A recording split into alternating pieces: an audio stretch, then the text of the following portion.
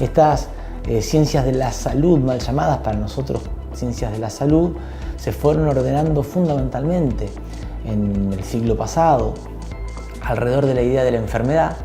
construyendo incluso el concepto de salud en sus orígenes como la ausencia de la enfermedad. O sea, la salud no existía sino como la negación de la enfermedad. Después hay un proceso de discusión sobre esto y dicen, bueno, no, en realidad no es la ausencia de la enfermedad solamente, es un estado de bienestar biopsicosocial, y se sostiene esta lógica de la fragmentación, lo biológico por un lado, lo social por otro lado, lo psicológico por otro lado. Sigue presente esta mirada fragmentadora y fragmentaria de la vida. Y a nosotros como estudiantes nos parecía que estos elementos no nos daban respuestas a nuestras preguntas. Nuestra pregunta era básicamente ¿por qué los seres humanos transitamos nuestros ciclos vitales de las maneras que los transitamos? ¿Y por qué las sociedades expresan distintas formas de transitar la vida, enfermar y morir en función de las condiciones socioeconómicas y los territorios que habitan? Esto no estaba planteado, no se trabajaba, no se problematizaba en nuestras escuelas de medicina. Y por eso planteamos la salud socioambiental no como un campo de la salud que estudia la salud del territorio, del ambiente, de la naturaleza, y por otro lado estudia la salud de los animales, y por otro lado la salud de los humanos que supuestamente no son animales, sino como un espacio para estudiar integralmente lo que está ocurriendo y sobre todo las relaciones. Salud socioambiental entonces empieza a emerger como una materia electiva, no como campo de conocimiento. Ahora, en el recorrido de esa materia, que fue, como dije, pensada, creada y sostenida por estudiantes desde sus inicios, empezamos a poner en discusión, en principio, el concepto de salud. Y para poner en discusión el concepto de salud empezamos a nutrirnos de pensadores, de corrientes de pensamiento, de otros campos epistemológicos, como el pensamiento ambiental latinoamericano. Entonces empezamos a identificar en ellos, y en un documento que habían escrito en el año 2002, que era el Manifiesto por la Vida, un corpus epistemológico para pensar la ética de la vida. Entonces ya no solamente era entender la crisis ambiental, la crisis sanitaria, la crisis política como parte de una crisis mayor, que es la crisis de civilización que estamos viviendo, sino es también comprender que en la identificación de este proceso de crisis civilizatoria a partir de la acción humana, o sea, de la acción antropogénica, tiene que venir de la mano no solo de un diagnóstico, sino de una necesaria propuesta de acción para la transformación de esto. Y esa propuesta de acción para la transformación nos la daba la ecología política. Y la ecología política además latinoamericana, que tiene una impronta distinta de la ecología política europea, que rompe esa lógica eurocéntrica y empieza a plantearse y a hablar desde los territorios, desde las comunidades campesinas, indígenas, urbanas, que transitan cotidianamente en los territorios atravesados por procesos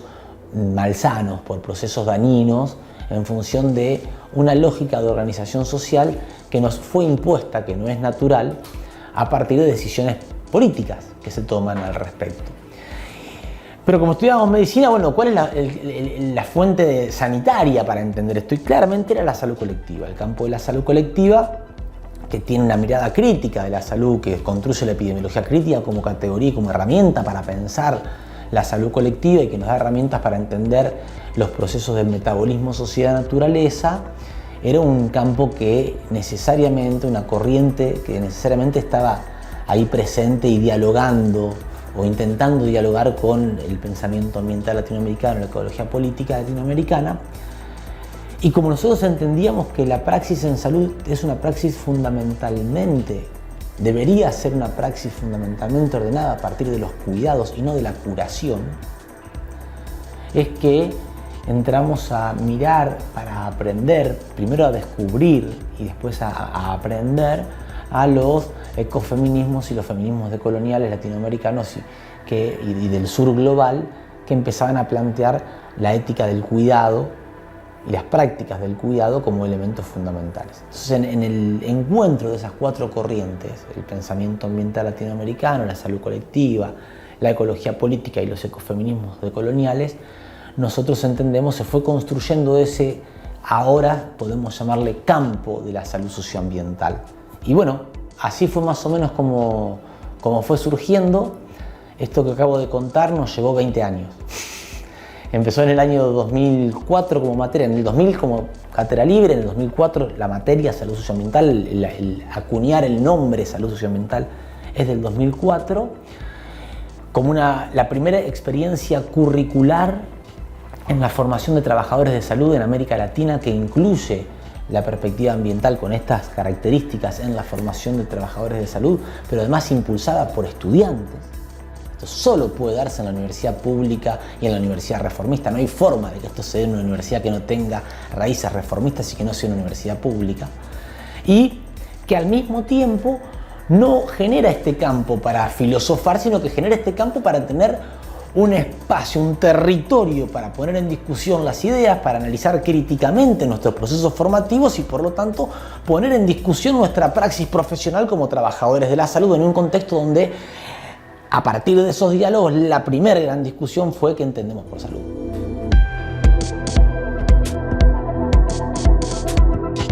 Nosotros estamos permanentemente en tensión con la mirada hegemónica, con una característica que al menos intentamos, no sé si lo logramos, pero intentamos. Nuestra lucha, porque esto es una lucha, es una disputa epistemológica, no es por la hegemonía. Nosotros creemos que no hay que construir otra hegemonía, más allá que los gramscianos dicen que la hegemonía no es mala, digamos, pero nosotros estamos planteando justamente a partir del reconocimiento y el respeto y la referencia permanente a la necesidad de la diversidad, no queremos construir otra hegemonía. Nosotros queremos poner en discusión los procesos hegemónicos permanentemente, incluso como una estrategia de prevención que evite que en algún momento nosotros nos transformemos en los hegemónicos. Porque no es nuestra intención ser hegemónicos. Nuestra intención es hacer aportes permanentemente a un proceso que debe ser necesariamente ininterrumpido permanentemente de discusión y mirada crítica respecto de la realidad para su transformación en función de la construcción de una sociedad donde todas las especies y todos los miembros de todas las especies tengamos los mismos derechos y las mismas posibilidades de desarrollar nuestros ciclos vitales saludablemente. Entonces, sí hay una tensión permanente, hay una disputa de territorios donde, como corresponde, venimos perdiendo por goleada, digamos, en todo este proceso. Lo que no nos desespera, pero sí nos ocupa. Y donde además entendemos que, a diferencia de lo que creíamos cuando éramos estudiantes, que era que la razón de ser de la universidad somos los estudiantes, decíamos los reformistas durante muchos años, logramos comprender que la razón de ser de la universidad es el pueblo, al menos de la universidad pública. No son los estudiantes, no somos los docentes, no somos los graduados. La razón de ser de la universidad pública es el pueblo y entonces es enfocados en la identificación de las necesidades de los pueblos para aportar herramientas que le permitan a los pueblos fortalecer autonomías para garantizar transformaciones en sus realidades, el rol clave que cumplimos en la universidad. Entonces, en todo ese proceso las tensiones existieron, en todo ese proceso hubo avances y retrocesos, y en todo ese proceso fue clave haber discutido el concepto de salud. Nosotros arrancamos diciendo, la salud es para nosotros la lucha contra todo aquello que limita la vida, como decía Floreal Ferrara, y en discusión, y así fue el primer año de la carrera, de la materia nuestra, dijimos, bueno, este es el concepto de salud en nuestra materia, ¿no? Y hasta que un estudiante levanta la mano y dice, pero ¿por qué salud es una lucha contra lo que limita la vida? Digamos, es siempre en resistencia, siempre. Y aparte es algo estático. Entonces, bueno, ¿cómo les parece a ustedes si empezamos a discutir con los estudiantes si el concepto de salud que teníamos en salud socioambiental en el 2004 fue un germen del concepto de salud que tenemos hoy, que ya no habla de la salud como un objeto, sino que habla de la salud como un proceso, porque entendemos que la salud es un ejercicio permanente, es una praxis, es un verbo del derecho a luchar por una vida digna. Y seguimos manteniendo la lógica de la lucha por la vida digna porque en estas condiciones de inequidades y desigualdades que vivimos en este planeta, claramente son tiempos de resistencias, y las resistencias requieren de luchas. Ahora, es para construir vidas dignas, fortaleciendo diversidades, deconstruyendo hegemonías y como condición esencial y fundamental para la libertad de los sujetos y los pueblos. Porque entendida la salud como la ausencia de enfermedad o como el equilibrio biopsicosocial, el rol de los, comillas, trabajadores de salud es mantener equilibrios artificialmente,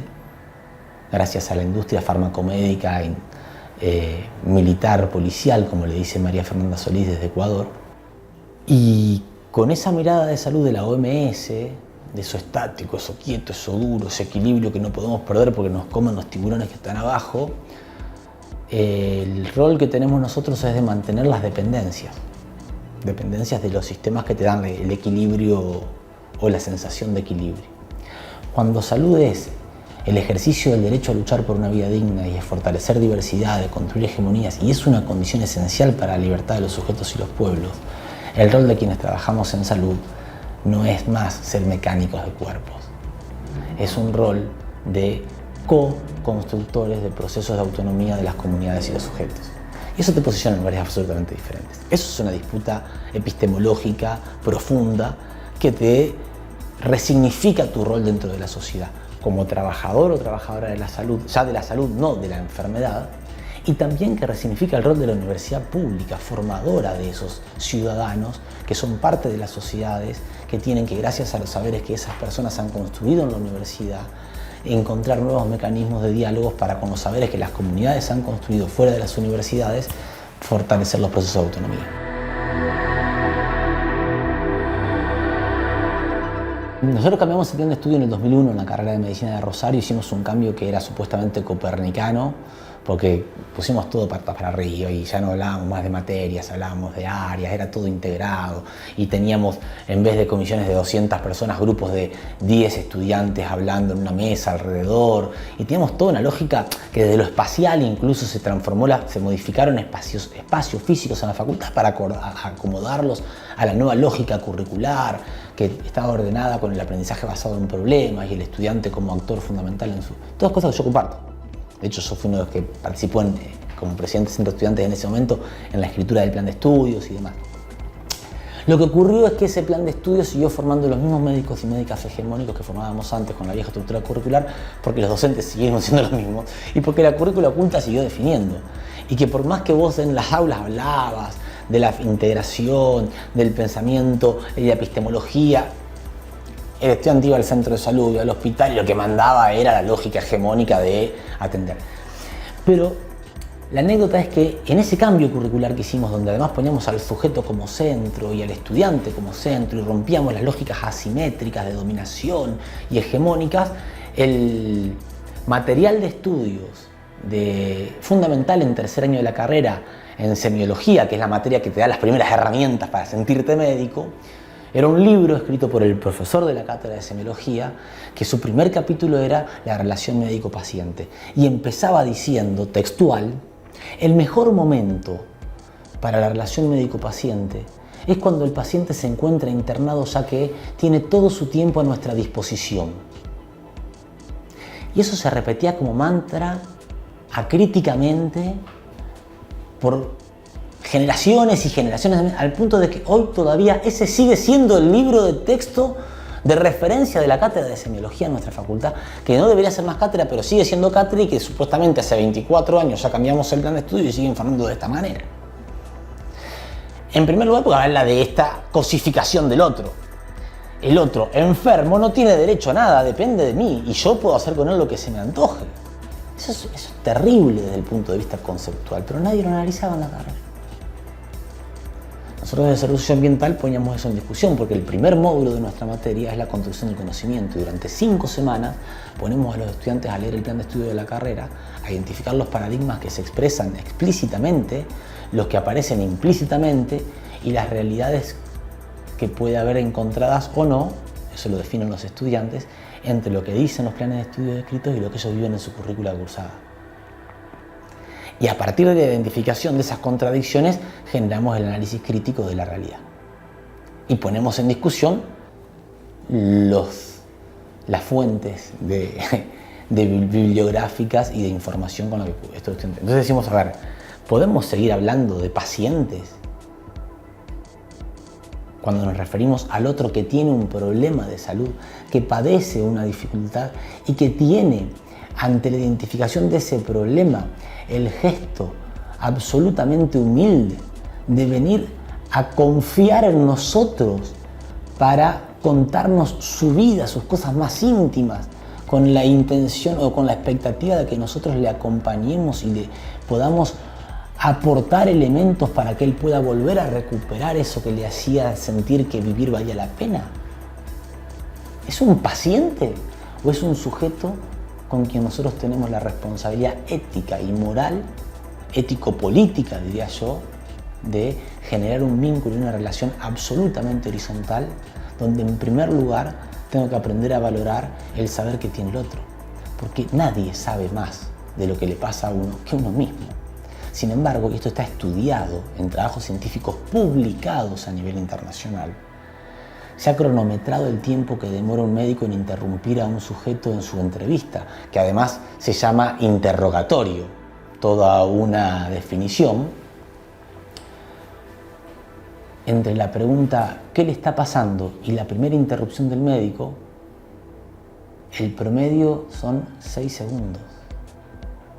Lo que nos dice dos cosas. La primera es, o estamos formando seres extraordinarios que en solo 6 segundos pueden interpretar todo lo que le ocurre a un sujeto, o estamos formando hegemónicos, soberbios, incapaces de escuchar, que ya tienen de antemano establecido y han prejuzgado porque han observado cuando venía caminando la faz y los modos de caminar, y entonces ya se armaron su prejuicio de qué es lo que tiene y no escuchan, sino que acomodan lo que ellos ya saben que tiene el otro a lo que el otro puede llegar a decir.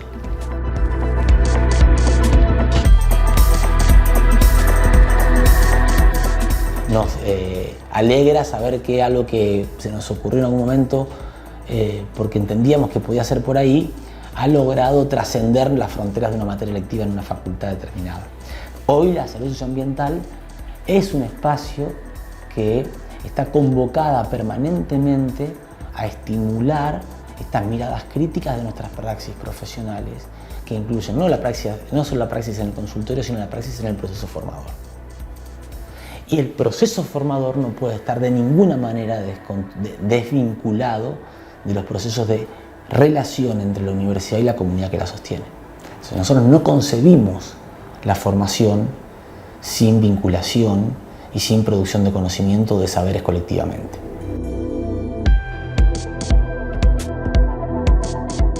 El campamento sanitario fue un dispositivo que inventamos y creamos, académico, pedagógico, de evaluación final de estudiantes de la carrera de medicina, que funcionó entre el año 2010 y el año 2019 en Medicina de Rosario, que nace siendo eso, una herramienta para evaluar estudiantes en su última materia de la carrera, y termina siendo un dispositivo que nucleó y permitió que trabajemos en el mismo territorio en simultáneo más de 8 universidades con más de 12 carreras diferentes al mismo tiempo, trabajando en equipos, viendo mientras unos estábamos viendo cuáles eran los problemas de salud de la comunidad, otro estaba tomando la muestra del agua, de la tierra o del aire para ver qué contaminación había y entonces ver si cruzábamos datos, otro hacía los análisis cartográficos y construía con las sociedades, con las comunidades, cartografías sociales de los conflictos socioambientales, otros estaban viendo los problemas socioambientales surgidos de esa cartografía a partir de ese campamento que generaba esas encuestas y esa agenda de problemas para ver cómo desde su carrera, que era la ingeniería ambiental, y podían hacer algún aporte. Otros estaban pensando en cómo abordar los procesos de soberanía alimentaria para poder, en esas comunidades que en muchos de los casos habían sido arrasadas por los modelos agroindustriales de transgénicos asociados a venenos, recuperar transiciones para volver a producir alimentos y dejar de producir commodities envenenadores. Todo eso ocurrió durante esos 9 años que duraron los campamentos sanitarios, que ya no existen más por una decisión política de las autoridades actuales de la facultad. Pero en simultáneo con eso, bueno, nosotros fuimos generando otras cosas. Entonces hoy el Instituto de Salud Socioambiental, siempre en vínculos con otros, porque nunca hicimos nada solo, porque no hay ninguna construcción transformadora de la realidad que pueda hacerse individualmente. Entonces siempre se hace en colectivo, y colectivo es no solo mi colectivo, sino el colectivo en el que uno está y se siente cómodo, junto con los colectivos donde quizás uno no se siente tan cómodo, pero son parte de la realidad y tenemos que encontrarnos y dialogar. Hemos creado con Médicos del Mundo Argentina, la Universidad de Rosario y la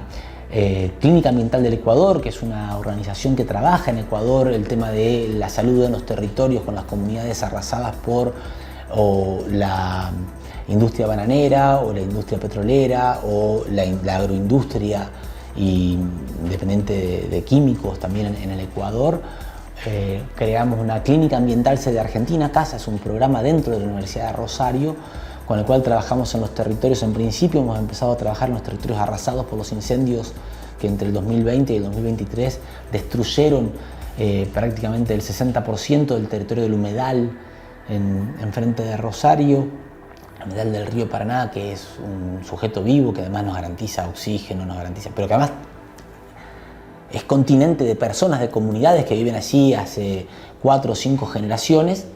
y que quedaron desprovistas de sus territorios históricos para poder llevar en su vida. Bueno, ahí fuimos con la Clínica Ambiental de Argentina y estamos trabajando en un proceso de recuperación de la salud del territorio con la comunidad, y a partir de la recuperación de la salud del territorio, la recuperación de la salud de los miembros de esa comunidad a partir de acciones de vinculación social, de acciones de organización económica en cooperativas para que quienes son pescadores, viven históricamente de la pesca, puedan empezar al menos a comer pescado y no pescar para vender pescados para poder después comprar con ese dinero ultraprocesados en el kiosco de la isla y comer venenos, y puedan producir su comida en los territorios que tienen. Entonces allí hay una nueva oportunidad maravillosa de la universidad, que tiene carreras de veterinaria, que tiene carreras de ciencias agrarias, que tiene carreras de economía, que tiene carreras de derecho, que tiene carreras de ingeniería, para decir, bueno, a ver, ¿cómo resolvemos el tema de la asociación entre estas personas? ¿Cómo resolvemos el tema de la producción en contextos isleños? ¿Cómo resolvemos el tema de la provisión de agua? Viven en una isla, no tienen agua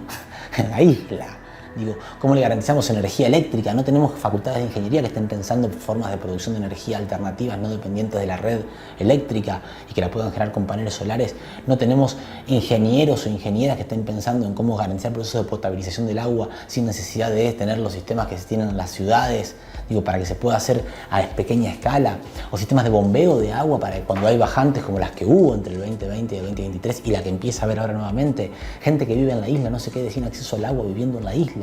porque se le aleja 200 metros de su casa el agua que antes la tenía a 10 metros. Entonces ahora, para poder tener agua viviendo en la isla, tiene que hacer 200 metros cargando balde de 20 litros. Digo, la universidad puede hacer aportes para no resolver la vida de la gente, sino para, con la comunidad, encontrar las mejores estrategias para transformar la realidad de vida de esas comunidades.